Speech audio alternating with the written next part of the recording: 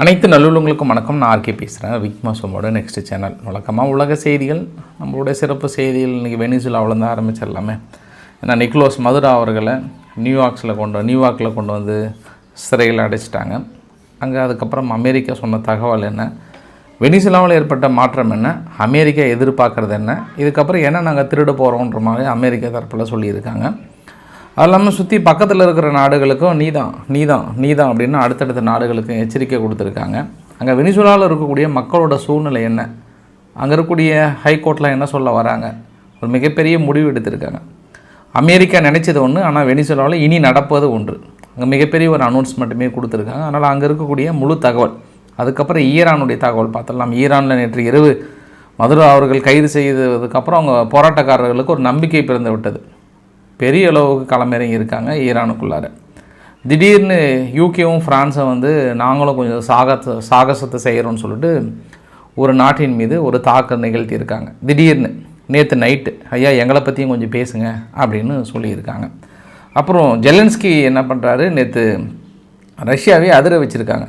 Moscow முழுவதும் தாக்குதல், மாஸ்கோவுடைய முழு விமான சேவையும் நேற்று ரத்து செய்யப்பட்டிருக்கிறது. அந்த அளவுக்கான திடீர் தாக்குதல் நிகழ்த்தியிருக்கிறது உக்ரைன்.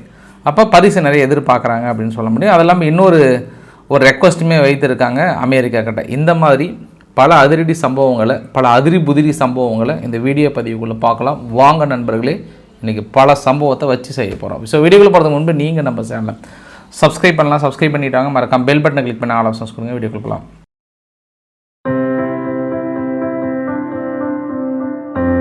இந்த வீடியோ பதிவு ஆரம்பிக்கிறதுக்கு முன்பே வழக்கமான இந்த டைலாக் நான் சொல்லிட்டு தான் ஆரம்பிக்கிறேன். அமெரிக்கா பண்ணுறது முழுமையான ஒரு திருட்டுத்தனம். இது முழுமையான திருட்டுத்தனம். உலக நாடுகளே வந்து முதுகெலும்பு இல்லாமல் போயிடுச்சு. எந்த நாடுமே அமெரிக்காவை பார்த்து எதுவுமே கேட்க முடியாத ஒரு சூழ்நிலை. ஐநாவில் வந்து தீர்மானம் போட்டு பெரிய அளவுக்கு நீங்கள் மதுரா அவர்களை விடுதலை செய்யணும் அப்படின்னா கூட பண்ண முடியாது. ஏன்னா வெளிப்படையாகவே தெரியுது, அவரை கைது பண்ணது உங்கள் நாட்டுக்குள்ளே போதைப் பொருளை கடத்தினாருன்றதுக்காக. ஆனால் கடைசியில் வெனிசுலாவே நாங்கள் ஆக்கிரமிக்கிறோம், கிட்டத்தட்ட எங்களுக்கு இணைக்க போகிறோன்ற கோரிக்கைக்கும் நீங்கள் கைது செய்யப்பட்டதுக்கும் நிறைய வித்தியாசங்கள் இருக்கிறது அப்படின்னு தெரியுது. இமேஜ் இது தான் போட்டிருந்தார் ட்ரம்ப் அவர்கள் தனது எக்ஸ்தலத்தில். போர் கப்பலில் கொண்டு வந்துட்டுருக்குறோம் அவரை அப்படின்னு சொல்லிட்டு ஃபஸ்ட்டு இமேஜ் வந்து போட்டிருந்தாங்க. அப்போ நான் நினச்சிக்கிட்டேன், ஒரு அதிபராக இருந்தவர், சுற்றியும் பணியாட்கள், இராணுவ அதிகாரிகள், எல்லா நேரமும் பிஸியாக இருக்கக்கூடிய ஒரு நபர். இதை வந்து அவர் நினச்சி பார்த்துருக்கவே மாட்டார். தூங்கும்போது பார்த்தா கைது பண்ணிட்டாங்க. அதுக்கப்புறம் கண்ணு கட்டிட்டாங்க அவரை. எங்கே போகிறாங்க, எங்கே கூட்டிகிட்டு போகிறாங்க, யார் இவரை கைது செஞ்சதுன்னு அவருக்கு ஒன்றுமே புரிஞ்சிருக்காது. அதுக்கப்புறம் தான் அவருக்கு புரிஞ்சிருக்கும்னு நினைக்கிறேன் நான். ஆனால் அவருடைய பதிவு, அவர் அதுக்கப்புறம் மேனாட்டமில் வந்து கொண்டு வந்து நிறுத்தினாங்க. அப்போ அவர் அந்த தம்ஸ்அப் காட்டியிருந்தார் கையில். அவர் ஃபேஸில் வந்து ஒரு மாதிரி சோகம், வருத்தம், அதையும் தாண்டி ஒரு நம்பிக்கையாக தான் கை காட்டியிருக்கிறார் மதுரா அவர்கள். மனசு ஒரு ஹாப்பியஸ்ட் பர்சனாக இருந்தார். அப்படியே அவர் பாட்டு குத்து டான்ஸாக போட்டுட்டு இருந்தார். அவரை காப்பாற்றுன்ற பேரில் ஒரு சில கம்பெல்லாம் சுற்றிட்டு இருந்தீங்களே, இப்போ இந்த டீமெல்லாம் தேடிட்டு இருக்காங்க. இப்போ வாங்கப்பா வந்து அவரை வந்து காப்பாற்றிட்டு போங்கன்ற மாதிரி. ஆனால் என்னென்னா, மதுரா அவர்களை வந்து நல்லா கூடக்கிற டீமே எல்லாம் சுற்றி ஏமாற்றிருக்காங்க. கம்பு சுற்றுற மாதிரி சுற்றிருக்காங்க. தலைவா நீ போ, தலைவா நான் பார்த்துக்கிறேன்ற மாதிரியும் ஒரு அதிபர் மாளிகையே சர்வசாதாரணமாக நுழைஞ்சி எந்த அளவு தாக்கல் நிறுத்தியிருக்காங்கன்னு அடுத்தடுத்த புகைப்படங்கள், அதாவது சேட்டலைட் இமேஜஸும் காட்டியிருந்தாங்க. எந்தெந்த கட்டிடங்கள் சுத்தமாக ஒன்றுமே இல்லாமல் பண்ணியிருக்காங்க. அவங்களுடைய மிலிட்டரி கேம்ப் இருக்குல்ல, அந்த மிலிட்டரி கேம்பில் இருந்த ஆயுத குடோன்கள், ஆயுதம் வைத்திருந்த பகுதிகள் எல்லாத்தையும் வந்து கம்ப்ளீட்டாக தும்சம் பண்ணி தூளாக்கிட்டாங்க. இதில் ஒரு அதிர்ச்சிகரமான செய்தி என்னென்னா, நியூயார்க் டைம்ஸும் வாஷிங்டன் போஸ்ட்டும் இன்றைக்கி வெளியிடுறாங்க.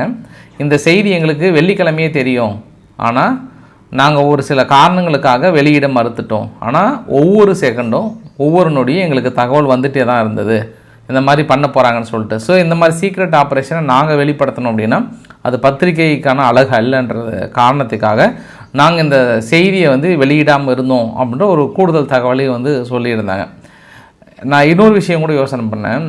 எங்கள் ஜெயலலிதா அவர்கள் சிறைக்கு போயிட்டு வந்ததுக்கப்புறம் தான் அவங்களுக்கு அதுக்கப்புறம் உடல்நிலை சரியில்லாமல் இறந்து போனாங்க. ஏன்னா ஒரு ஆளுமை மிக்க தலைவர்கள் இந்த மாதிரி தனிப்பட்ட முறையில் சிறையில் அடிக்கும்போது என்ன ஆகுனா, அவங்களுக்கு ஒரு மாதிரி மனநோய் வந்துடும். நல்லா பிஸியஸ்ட் பர்சனை கொண்டு போயிட்டு சிறையில் யாருக்கிட்டையும் பேச முடியாமல் அடைச்சிட்டாங்கன்னா அது ரொம்ப மனநோய்க்கு உட்படுத்தப்படுவாங்க. மேபி இதுக்கப்புறம் மதுரா அவர்கள் எப்படி ஒரு மீண்டு வரப்போகிறான்னு தெரியல. அவங்க மனைவியும் அதே ஒரு சூழ்நிலையாக தான் பார்க்குறேன் நான்.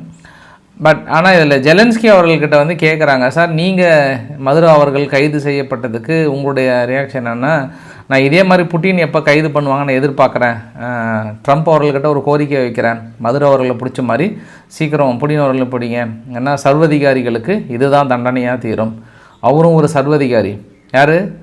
மதுரா அவர்களும் ஒரு சர்வதிகாரி, புட்டின் ஒரு சர்வதிகாரி. பிடிச்சிருக்கட்டாங்க. சரி, ட்ரை தான் பண்ணி பாருங்கள் அமெரிக்கா. எதுவும் இங்கே ஏமாந்த சோழகிரி அவரை வச்சு நீங்கள் காரியத்தை சாதிச்சிட்டிங்க. இன்றைக்கி சிஏஏ வந்து ஒரு பெரிய டீட்டெயிலே கொடுத்துருந்தாங்க. 150 ஏர்க்ராஃப்ட் வந்து நாங்கள் யூஸ் பண்ணியிருக்கோம்ன்ற தகவலையும். இது ஏதோ ஒரு வாரமாக நடத்தப்பட்ட நிகழ்வு இல்லை, 3 மாதத்துக்கு முன்னாடியே இந்த ஆப்ரேஷனுக்கு ஸ்டார்ட் பண்ணிட்டாங்களாம்.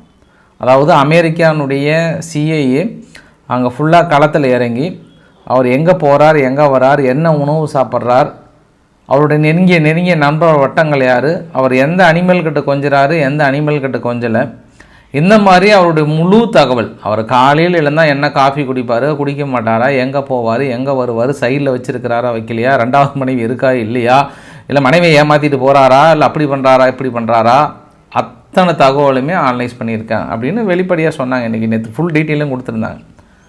அதில் அவங்க குறிப்பாக என்ன சொன்னாங்கன்னா, 2 இடத்துல வந்து பிடிக்கிறதுக்கான திட்டங்களை வகுத்துருந்தாங்கன்னாங்க.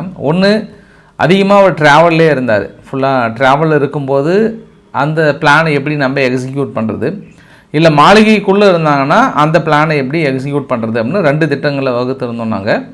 பட் அவர் கரெக்டாக மாளிகைக்குள்ளே இருந்தது எங்களுக்கு இன்னொரு ப்ளஸ் பாயிண்ட்டாக போயிடுச்சுன்ற மாதிரி வந்து சொல்லியிருந்தாங்க. இந்த ஸ்பெஷல் ஆப்ரேஷனுக்கு வந்து நாங்கள் ட்ரெயின் பண்ணது வந்து கரெக்டாக ஒரு லாஸ்ட் ஒரு 3 மந்த்துக்கு ஸ்பெஷலாகவே ட்ரைனிங் கொடுத்தோன்ற மாதிரி வந்து சொன்னாங்க. எனக்கு என்ன தான் இருந்தாலுமே இன்ன வரைக்குமே என்னால் அந்த ஆதங்கத்தை ஏற்றுக்கவே முடியல. ஒரு சின்ன எதிர்ப்பு கூட காட்டலையே. ஒரு சின்ன ஒரு கோழி கூட, ஒரு ஆடு மாடுகள் கூட தனது உறவுகளையே தனது ஆளையே கூப்பிட்டு போனால் வந்து அட்லீஸ்ட்டு முடியலனா கூட கொத்தவாத வரும். அந்த மாதிரி நீங்கள் எதிர்ப்பு காட்டினீங்களா இல்லையான்னு எனக்கு தெரியல. ஏதோ சினிமா படத்தில் ஹாலிவுட் படத்தை பார்க்குற மாதிரி சாதாரணமாக வந்து இறங்கினாங்க. அவங்க பாட்டு சுற்றி அடித்தாங்க. நிமிஷம் மட்டும் ஒரு அதிபரையே தூக்கிட்டு போய் உட்கார வச்சுட்டாங்க.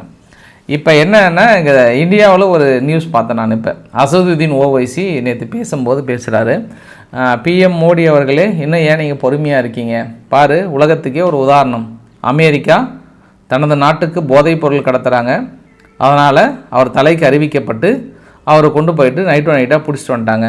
இப்போ நம்ம நாட்டுக்குள்ளே தீவிரவாத மூளையாக இருந்து செயல்படுத்துறது ஷபாக் ஷெரீப் அவர்களும் ஆசிப் முனீர் அவர்களும் தான்.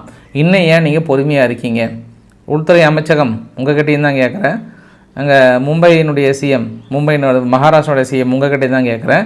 இன்னும் ஏன் நீங்கள் பொறுமையாக இருக்கீங்க? அவ்வளோதான், ஒரு டீம் ஒன்று அனுப்பி இப்போ பிடிச்சிட்டு வாங்கன்றாங்க. அவ்வளோதான். இப்போ அமெரிக்கா பண்ணால் இப்போ எல்லா நாடுகளும் பண்ணோம்னா, நான் நேற்று கூட சொன்னேன் நான், இதே வெனிசுலாக்கிட்ட அணு ஆயுதங்கள் இருந்திருந்தது அப்படின்னா இந்த மாதிரியான சம்பவத்தை அமெரிக்கா பண்ணியிருக்க முடியுமானா பண்ணியிருக்க முடியாது, அதுக்கான வாய்ப்புகள் இல்லை. ஆனால் பாகிஸ்தான் அது மாதிரிலாம் இல்லை. அக்கல்ல அணுகுண்டு பாய்ஸ் முதல்ல அவங்க கட்டுறக்கூடிய அணுகுண்டை வந்து டிஸ்மாண்டில் பண்ணிவிட்டு அதுக்கப்புறம் இந்த மாதிரி நடவடிக்கைகள் எடுக்க முடியுமானா அவங்களும் ஓரளவுக்கு வான்தடுப்பு சாதனங்கள் மீதி எல்லாமே வைத்திருக்காங்க. நம்ம சும்மா அப்படியே உடனே எங்கள் டைலாக்கை பேசி ஒரு வீரவசனம்லாம் பண்ண முடியாது. அது இப்போதைக்கு முடியாது, இப்போதைக்கு வாய்ப்புகள் இல்லை. ஆனால் இனி வருங்காலங்களில் இது ஒரு டைலாக்காக வருவதற்கு வாய்ப்புகள் இருக்குது. ஸோ அதை தாண்டி ட்ரம்ப் அவர்கள் என்ன சொன்னார் அப்படின்னா, இதுக்கப்புறம் அமெரிக்கா வந்து ஆயில் கம்பெனி ஃபுல்லாக வெனிசுலாவுக்குள்ளே போயிட்டு ஃபுல்லாக எக்ஸ்ட்ராக்ட் பண்ண போகிறோம், முழுமையாக உறிஞ்சி எடுக்க போகிறோம் அங்கே இருக்கக்கூடிய ஆயிலை. ஏன்னா ரொம்ப காலமாக அங்கே பஸ்ட் ஆகிடுச்சு, ஒன்றுமே பிஸ்னஸே இல்லாமல் இருக்காங்க. அதனால் நாங்கள் இதுக்கப்புறம் அவங்க என்னென்ன பண்ண முடியுமோ oil company will spend $1 billion. இனி அந்த நாட்டினுடைய இன்ஃப்ராஸ்ட்ரக்சரே வந்து ரொம்ப பேடாக இருக்குது, அதை நல்லா குட்டாக மாற்ற போகிறோம். We going to drill the oil reserve அப்படின்றாங்க. ஆக்சுவலாக அமெரிக்கா கிட்ட ஆயில் ரிசர்வ் இருக்குது.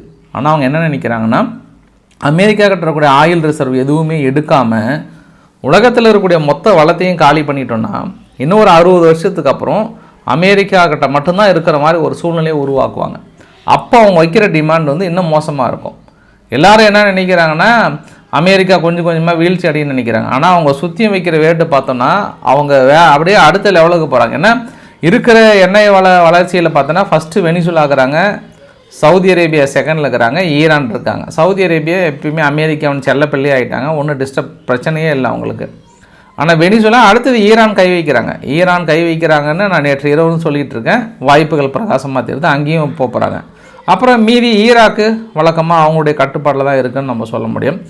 இந்த மாதிரி ஆயில் ரிசர்வ் இருக்கக்கூடிய நாடுகள் எல்லாத்தையும் அவங்க எங்கெங்கே என்னென்ன கை வைக்க முடியுமோ அங்கங்கே தானாக அந்த திருடுற வேலையை பார்த்துட்டு தான் இருப்பாங்கன்றது கூடுதல் தகவல். அப்புறம் கொலம்பியானுடைய பிரசிடென்ட் குஸ்டோவோ பெட்ரோ அவர்களுக்கு ஒரு வார்னிங். அடுத்தது கொகைன் எல்லாம் அங்கேருந்து தான் வந்துட்டுருக்கு எங்கள் நாட்டுக்கு. இங்கேயும் பார்த்துக்கோ, அடுத்து நீ தான் முடிச்சிடுவோம் கதையை அப்படின்னு யாரை எச்சரிக்கிறாங்க? கொலம்பியாவை எச்சரிக்கிறாங்க. கொலம்பியா மட்டும் இல்லை, கியூபாவும் வந்து பெருசாக ஒரு வளர்ந்த நாடு இல்லை. அது எங்களை எப்படி எங்களை பார்க்க முடியுமோ அந்த அளவுக்கு நாங்கள் தட்டி வச்சுருக்கோன்ற மாதிரி தான் நேற்று பேட்டியில் வந்து சொல்லியிருந்தாங்க. சீனா, ரஷ்யா, பெரிய அளவுக்கு ஈரான், இவங்கெல்லாம் ரொம்ப இன்ட்ரெஸ்டாக இருக்காங்க வெனிசுலா மீது. ஆனால் நீங்கள் இப்படி ஒரு செயலை செய்யும்போது உங்களுக்கு எதிர்ப்பு வராதான்னும் போது எல்லாத்துக்கும் ஆயில் நாங்கள் கொடுக்க போகிறோம், we are going to selling the oil. ஏன் எங்களை எதுக்கு போகிறாங்க? இத்தனை நாளாக வெனிசுலா கொடுத்த ஆயில் நாங்கள் கொடுத்துட்ருக்கோம், அவ்வளோதானே வித்தியாசம் அப்படின்றாங்க. கிரவுண்ட் ட்ரூப் அனுப்புவீங்களா, அதாவது உள்ளே அனுப்புவீங்களா அப்படின்னு சொல்லப்பட்டதுக்கு கண்டிப்பாக தேவைப்பட்டால் நாங்கள் கிரவுண்ட் ட்ரூப்பாக அனுப்போம், நாங்கள் எதுக்கும் அதுக்கெல்லாம் பயந்ததே கிடையாது அப்படின்னு சொல்லிட்டு இனி வெனிசுலாவை ப்ராப்பராக நாங்கள் ரன் பண்ண போகிறோம், ஒரு மிகப்பெரிய ஒரு நாடாக உருவாக்க போகிறோன்றாங்க. இது வரைக்கும் அமெரிக்கா போன்ற எல்லா நாடும் பெரிய அளவுக்கு ப்ராப்பராகவே வளர்த்திட்டாங்க. இது வரைக்கும் அமெரிக்கா, ஈராக்கெல்லாம் வேறு லெவலில் இப்போ வளர்த்திட்டாங்கல்ல. சதாம் ஹுசைன்லாம் பிடிச்சதுலேருந்து ஈராக் இன்றைக்கி பயங்கர ஒரு வளர்ந்த நாடாக மாறிடுச்சு. அவ்வளோ எண்ணெய் வளம் இருந்தும் அவங்க சூப்பராக வளர்த்தி வச்சுருக்காங்க. எல்லா நாடும் நீங்கள் அமெரிக்கா போன்ற நாடுகள் எல்லாத்தையும் நீங்கள் கால்குலேட் பண்ணிங்கன்னா எல்லாம் இப்போ அடுத்து வெனிசுலாவை சேர்த்திக்கிட்டாங்க. ஏன்னா நாங்கள் ஜனநாயகத்தை மலர் வைக்க போகிறோம் அப்படின்ற மாதிரிலாம் சொன்னாங்க. அப்புறம் அவருடைய அதிபர் அவர்களுக்கான தொகை தலைக்கு வந்து 50 மில்லியன் பக்கம் ரிவார்டு கொடுத்துருந்தோம். இதுக்கப்புறம் யாருமே அந்த ரிவார்டை வந்து கிளைம் பண்ண முடியாது அப்படின்ற ஒரு வார்த்தையை வந்து சொல்லியிருந்தாங்க. சரி, அப்போ இவங்கெல்லாம் என்ன நினைக்கிறாங்கன்னா, இதுக்கப்புறம் வெனிசுலா முழுமையாக தனது கட்டுப்பாட்டுக்குள்ளே வந்துடும், நம்ம ஈஸியாக ரன் பண்ணிக்கலாம், அங்கே ஆயில திருடிடலாம் அப்படின்ற எண்ணத்தில் அமெரிக்கா இருக்கிறாங்க. ஆனால் அங்கே இருக்கக்கூடிய வெனிசுலானுடைய சூழ்நிலை வேறு மாதிரி இருக்குது. துணை அதிபர் டெல்சி ரோட்ரிகஸ் அப்படின்னு சொல்லுவாங்க. இந்த டெல்சி ரோட்ரிகஸ் வந்து சுப்ரீம் கோர்ட்டு அவங்களுக்கு அடுத்த அதிபராக நீங்கள் இருங்க, நாட்டோட கட்டுப்பாட்டுக்கு கொண்டு வந்துருங்கன்ட்டாங்க. அதாவது இப்போ மதுரா அவர்களோட இருக்கக்கூடிய பொசிஷனை இன்னொரு அதிபர் கொண்டு வந்துட்டாங்க. நாட்டுக்குள்ளே பெருசாக அமெரிக்கா எதிர்பார்த்த மாதிரியோ இல்லை வெஸ்டர்ன் மீடியாக்கள் எதிர்பார்த்த மாதிரி பெரிய கலவரம்லாம் இல்லை. அப்படியே ஸ்மூத்தாக ஒரு பக்கம் ஆதரவு இருக்குது, ஒரு பக்கம் எதிர்ப்புகள் இருக்குது, அங்கங்கே போயிட்டு தான் இருக்குது, அது இல்லைன்னு சொல்ல முடியாது. ஆனால் இந்த ஜோம்பி கூட்டங்கள் மாதிரி, யார் இந்த பங்களாதேஷில் நடந்த அந்த ஜோம்பி கூட்டங்கள் மாதிரி வெனிசுலாவில் நடக்கலை. அவங்க என்ன தான் மோசமான ஒரு சூழ்நிலையாக இருந்தால் கூட இந்த மாதிரி அவங்க உடனே அதிபர் காணாமல் போயிட்டாங்கன்னு சொல்லிட்டு அமெரிக்கா மேபி இது எதிர்பார்த்தாங்களா என்னன்னு தெரியல. உள்ளே போந்து எல்லாம் எந்த அளவு கட்டடங்களை உடைக்கிறது, அடிக்கிறது, அரசாங்க கட்டிடங்களை எரிக்கிறது, இந்த மாதிரியான செயல்களை ஈடுபட்டாங்களான்னா அது இல்லை. அது நம்ம கிளியராக புரிஞ்சிக்கலாம். நம்ம இந்த ஜோம்பி கூட்டங்களுக்கும் பங்களாதேஷோடைய கூட்டங்களுக்கும் அங்கே இருக்கக்கூடிய வித்தியாசம். அதையும் பாருங்கள், நேற்று போராட்டங்க வெனிசுலாவில் நிக்கோலஸ் மதுரா அவர்கள் கைது செய்யப்பட்டு கூட்டு போனதும் இங்கே பங்களாதேஷில் ஜோம்பி கூட்டங்கள் வந்து பயங்கரமாக போராட்டம் பண்ணிகிட்டு இருக்காங்க. அப்போ நினச்சேன், ஏதாவது மறுபடியும் உங்கள் கட்டடத்தை அதை எரிச்சிடாதீங்க, நடந்தது அங்கே, மறுபடியும் உங்கள் சொத்தை நீங்கள் சேதாரம் பண்ணிக்காதீங்க அப்படின்னு நினச்சேன் நான். சரி, நீங்கள் மறுபடியும் இங்கே வர நான் சுப்ரீம் கோர்ட்டு முழுமையான உத்தரவு கொடுத்துட்டாங்க. வழக்கமாக நாடு இதுக்கு முன்னாடி எப்படி ரன் ஆகுமோ இப்போ மதுரா இருந்த இடத்துல வைஸ் பிரசிடென்ட் போய் உட்காந்துக்கிட்டாங்க. அப்போ வைஸ் பிரசிடென்ட் வந்து ரோட்ரிகஸ் அவங்க என்ன சொல்கிறாங்கன்னா, ஒரே ஒரு அதிபர் எங்கள் நாட்டுக்கு அதிபர்னா அவர் மதுரா அவர்கள் தான், இமீடியட்டாக அமெரிக்கா ரிலீஸ் பண்ணியே தீரணும் அப்படின்னு சொல்லிட்டு இனி நாடை வந்து நாங்கள் அடுத்த கட்டத்துக்கு கொண்டு போக போகிறோம், அவரை வந்து காப்பாற்றுவதற்கான எல்லா முயற்சிகளும் மேற்கொள்ள போகிறோன்றாங்க. வெனிசுலானுடைய மிலிட்டரி அமெரிக்காவுக்கு ஒரு எச்சரிக்கையும் கொடுத்துருக்காங்க, எங்கள் நிலங்களை விட்டு கொடுக்க மாட்டோம், இது எத்தனை வருட யுத்தத்திற்கும் நாங்கள் தயாராக இருக்கிறோம் அப்படின்னு ஒரு வார்த்தையும் சொல்லிட்டாங்க.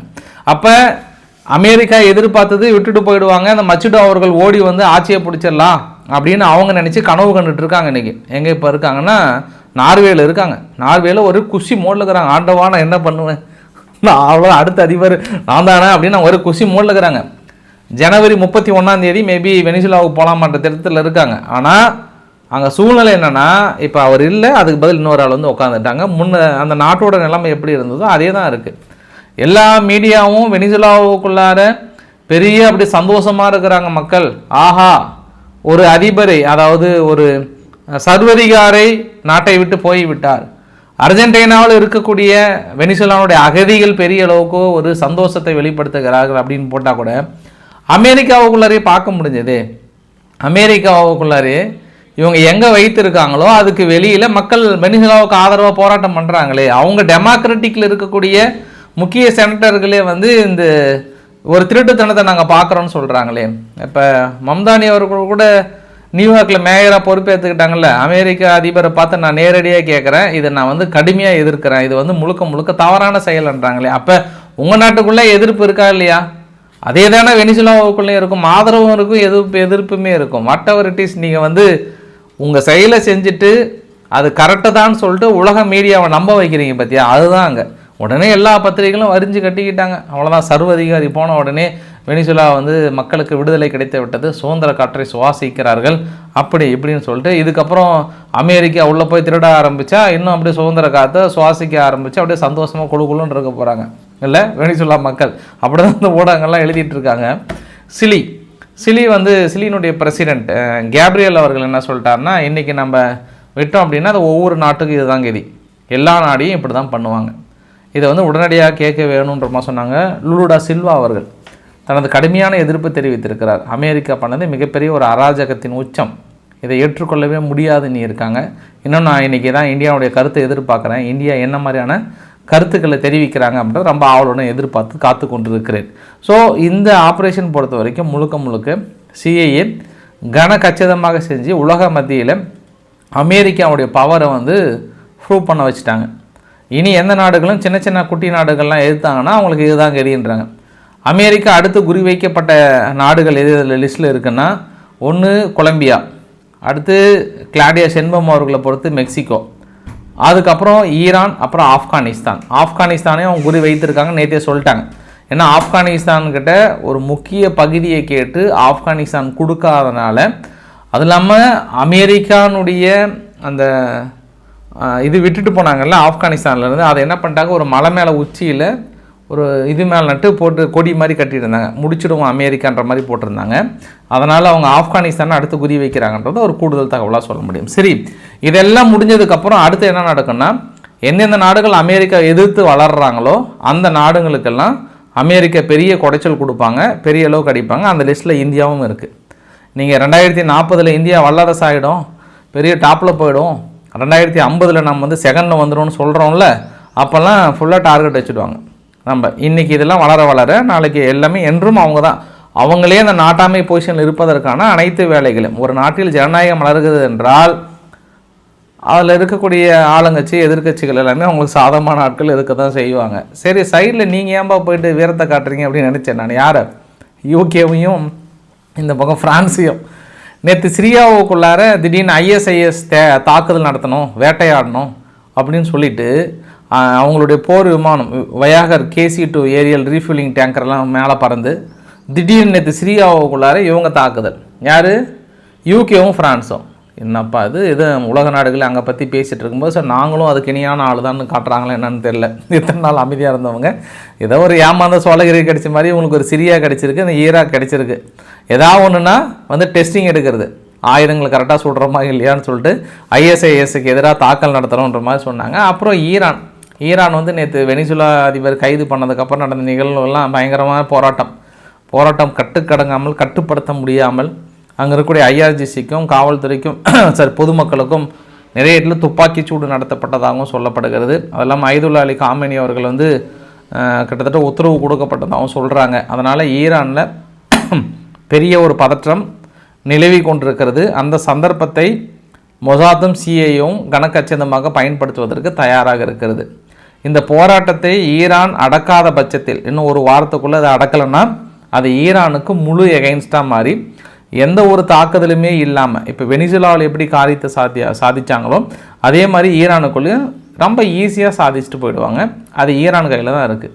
எப்படி அடக்க போகிறாங்களா இல்லை வெடித்து சிதறி ஒட்டுமொத்த ஐதுல்லா அலி காமெனியுடைய ராஜ்யத்தையே மூழ்கடிக்க போகிறாங்களான்றதான் இனி வருகின்ற இந்த ஜனவரி மாதத்தோட ட்விஸ்ட்டு.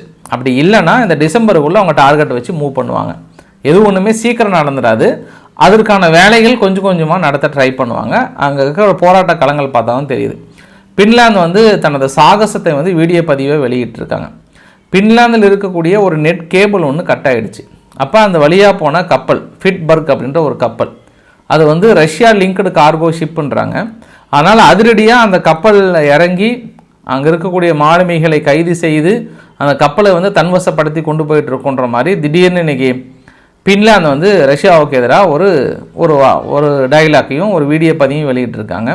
உக்ரைன் வந்து ஏற்கனவே ரஷ்யா கடுமையான கோபத்தில் இருக்கிறாங்க, ரெசிடென்ஸ் மீது தாக்கல் நடத்தினாங்கன்ட்டு. ஆனால் நேற்று இங்கே வெனிசுலா மீது தாக்கல் நடத்தின அதே சமயத்தில் அங்கே மாஸ்கோவுடைய விமான நிலையங்கள் சூழ்ந்த வண்ணம் ஒன் வே அட்டாக் நிகழ்த்தினாங்க உக்ரைன் தரப்பிலிருந்து. அதனால் மாஸ்கோவுடைய விமான நிலையங்கள் நிறைய க்ளோஸ் பண்ணிட்டாங்க. ஃபுல்லாக வந்து நேற்று நைட் ஃபுல்லாக செயல்படுத்தவே இல்லை. அந்தளவுக்கு ஒரு பதற்றமான ஒரு சூழ்நிலையாக தான் இருந்தது. ஸோ இவங்களும் தயாராக இருக்காங்க, யார் உக்ரைன் தரப்புலையும் தயாராக இருக்காங்க. ஆனால் இந்த இடத்துல ரஷ்யா வந்து கண்டிப்பாக ஃபீல் பண்ணியிருப்பாங்க. இது கத்தியின்றி ரத்தமின்றி ஆரம்பத்திலே இந்த மாதிரி ஜெலன்ஸ்கியை தூக்கியிருந்தீங்கன்னா இன்றைக்கி இந்த பிரச்சனையில் ரொம்ப ஸ்மூத்தாக முடிஞ்சிட்டு உங்களுக்கு வேலை. இன்றைக்கி இவ்வளோ வளர்த்து விட்டு இன்றைக்கி ஒட்டுமொத்த ஆயுதங்கள் எல்லாத்தையும் கொண்டு வந்துட்டு இதுக்கப்புறம் முடியுமானா முடியாது ரஷ்யாவால். அதுதான் நேற்று நாசுக்காக ட்ரம்ப் அவர்கள் சொன்னார், என்ன Russia going on lot of people dying மேன்றாரு. நக்கலாக சொல்கிறாங்க, என்ன நீங்களாம் என்ன பார்த்தீங்களா, எங்கள் வீரத்தை பார்த்தீங்களான்றாங்க. அப்போ அவருக்கு லெசன் கொடுத்துருக்கிறார், என்ன பண்ணீங்க அப்படின்ட்டு. இப்போ கூட ஒன்றும் இல்லை, கேஜிபி அருமையாக வேலை செய்யலாம், ஆனால் அவங்களுக்கு டஃப்பு கொடுத்துட்டு இருக்காங்க. இருக்கிறதுலே கேஜிபிக்கே வந்து பெரிய டஃப்பு கொடுக்கறது இங்கே புட்டனோ டீம், யார் உக்ரைனுடைய உளவுத்துறை. சும்மா பிரித்து மேயறாங்க. ஒவ்வொரு சம்பவம் பார்த்தோன்னா ரஷ்யா இப்படி ஷாக் ஆகுறாங்க, யாரா எங்கேருந்து நான் வந்தீங்கன்ற மாதிரி ஷாக்காக கொடுக்குறாங்க. ஏன்னா திடீர்னு ட்ரக்கு மாதிரி போகுது, அதுலேருந்து ட்ரோன் வந்து தாக்கல் நடத்துகிறாங்க. அப்புறம் பார்த்தா ஒரு முக்கிய இவர் கொல்லுவதற்கான நிதியை கொடுக்குறாங்க, கொண்டுட்டாங்கன்னு சொல்லிட்டு பணத்தை வாங்கி எங்கள் இன்டெலிஜென்ட்டுக்கு சேர்த்துறாங்க. இந்த மாதிரி சம்பவம். அப்புறம் ரஷ்யாவுக்குள்ளார அடுத்தடுத்து குண்டு வெடிப்பு தாக்குதல், முக்கிய அதிகாரிகள் கொல்லப்படுகிறார்கள். இது எல்லாமே உக்ரைன் பொறுப்பேற்றுக்கிறதுனால இப்போ கேஜிபியோட உக்ரைன் வந்து ரொம்ப வேலை செஞ்சிட்ருக்காங்க, ரஷ்யாவுக்குள்ளார கலங்கடிச்சிட்ருக்காங்கன்னு ஒரு கூடுதல் தகவல். ஆரம்பத்தில் ரஷ்யா சாதாரணமாக நினச்சாங்க, இன்றைக்கி அவங்களுக்கு எகெயின்ஸ்டாகவே மாறிடுச்சு. ஃபைனல் அந்த வீடியோட கிளைமேக்ஸில் ரஷ்யானே வருது பாருங்கள், சவுதி ப்ளஸ் வந்து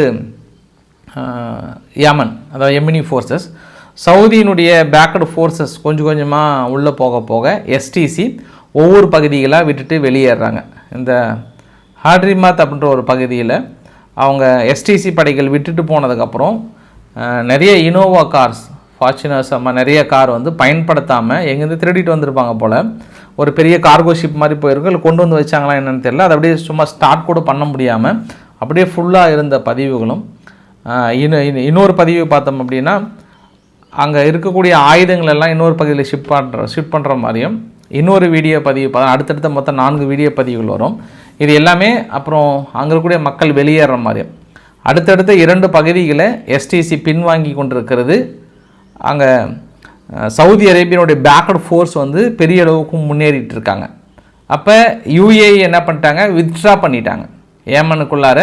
இதுக்கப்புறம் நான் சவுதி உள்ளே நுழைஞ்சதுக்கப்புறம் எங்கள் அண்ணனை எதிர்த்து நாங்கள் அடிக்க எனக்கு தயாராக இல்லை, எங்கள் அண்ணங்கிட்ட நான் இணைய தயாராக இருக்குன்னு சொல்லிட்டு இப்போ எஸ்டிசி வந்து தனிமைப்படுத்தப்பட்டிருக்கிறது. இனி ஏமன் முழுவதும் துடை தெரியப்படுவார்கள் என்று பெரிய ஒரு தாக்குதலோடு பெரிய ஒரு படையோடு உள்ளே நுழைந்திருக்கிறது சவுதியினுடைய ஆர்மடு ஃபோர்ஸஸ். சவுதியுடைய ஆர்மடு ஃபோர்ஸ்னால் அவங்களுடைய பேக்கடு ஃபோர்ஸஸ் அப்படின்னு சொல்ல முடியும். இது அங்கே இருக்கக்கூடிய தகவல். இதை பற்றி டீட்டெயில் நம்ம நைட்டு பேசலாம்.